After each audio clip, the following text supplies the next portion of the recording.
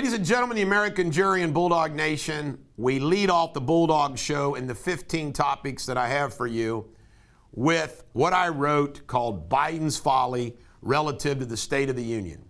I don't read very often on the show, but I want to read what I have written about the State of the Union. Joe Biden symbolizes all which is despicable about our political system. He represents the permanent career class. He embodies the incompetence of our federal government.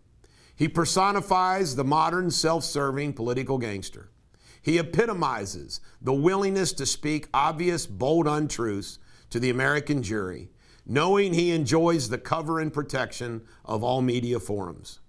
He is an inept, bungling, blundering, pathetic American president, and America suffers the consequences.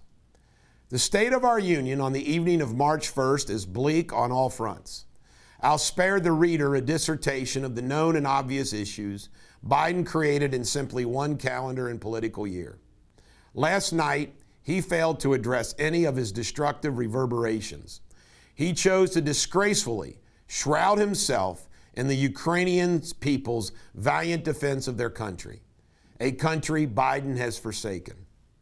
The declamation Biden pronounced last evening filled our electronic viewing devices with an avalanche of cascading fabrications, contradictions, and hypocritical political backtracking, all balderdash.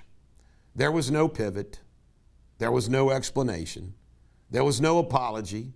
There was no reassurance. There was no hope or guide forward. There was only disjointed weakness failingly disguised in the pomp of a congressional address. As the moderator in Billy Madison's academic contest stated, at no point in your rambling, incoherent response were you even close to anything that could be considered a rational thought. Everyone in this room is now dumber for having listened to it.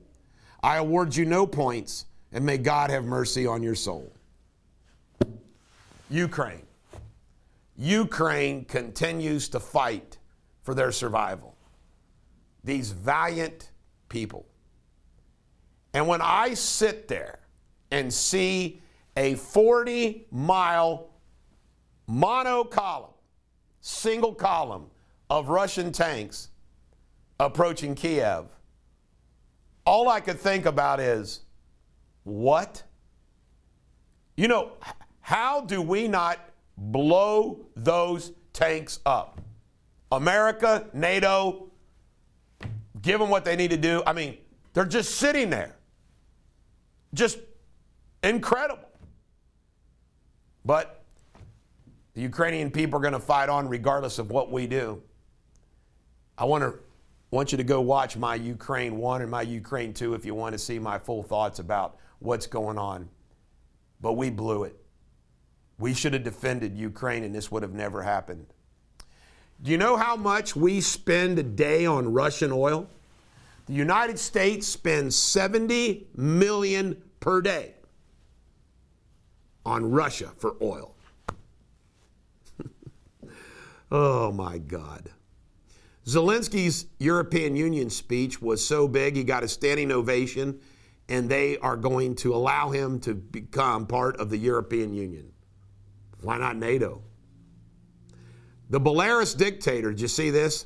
The Belarus dictator had a map up of the Russian invasion, and it seemed to indicate that the Russians were going to also invade Moldova. I mean, got to be careful. CBS News did a little bit about, can't make this up, the transgender issue in Ukraine. It's like they're worried right now about transgender issues. It's like we're supposed to worry about masks and social distancing if there's nuclear war. Visa and MasterCard are cutting off Russia credit cards. That's going to be funny. I want Putin to try to use it. Of course, I'm sure Putin doesn't have to pay for anything. I want Putin's credit card to get rejected. The price of oil last night went to $107 a barrel. Putin had his black belt taken away from him. I think it was a Taekwondo federation. And how about Kamala's disgraceful rendition of what was going on in layman terms? Russia's a bigger country, and they invaded Ukraine, a smaller country, and that's what is wrong. My God. What clown show, her and Nancy Pelosi sitting behind Biden last night. Old Nancy Pelosi. What the hell's that all about?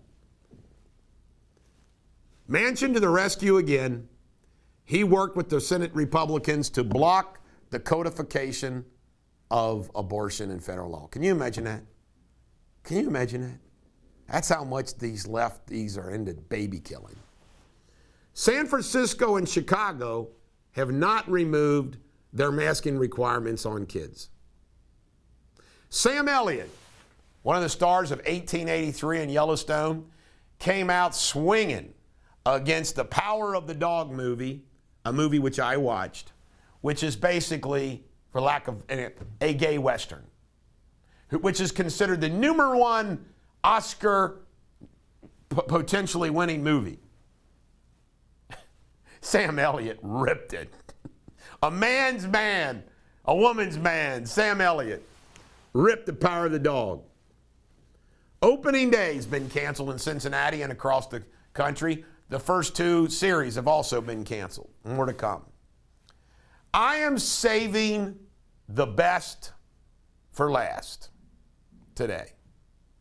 I now have a nickname for Thomas Massie. Forevermore, it'll be Thomas Lynchum Massie. This is exactly what I'm talking about, the smartass who is our congressman. And again, I want to reiterate to all of you Massie supporters, I agree with 90% of everything, all the conservative, I mean, come on, our whole district does. But it doesn't mean that we shouldn't have a congressman who is serious and someone who can get some things done. Instead, he's a smartass. He's one of 3 congressmen. By the way, Rand Paul's even co-sponsoring it in the Senate. There is a bill going through Congress that's an anti-lynching law, making lynching a federal crime. Now, hate crime. What Massie says is, we don't need it. You know, there's other, it's still a crime. So, I mean, we all get that. We all get that. But he bathes himself in the Constitution as if he is the keeper of our Constitution, which he's not. He voted against a federal law relative to lynching. 1 of 3. He does this all the time, and he thinks he's cute and he's smart. So, you know what? I think he stepped in it. For now on, he's going to be Lynchum Massie. Thomas Lynchum Massie. This is the Bulldog. Every dog has their day. Hope you have a wonderful day.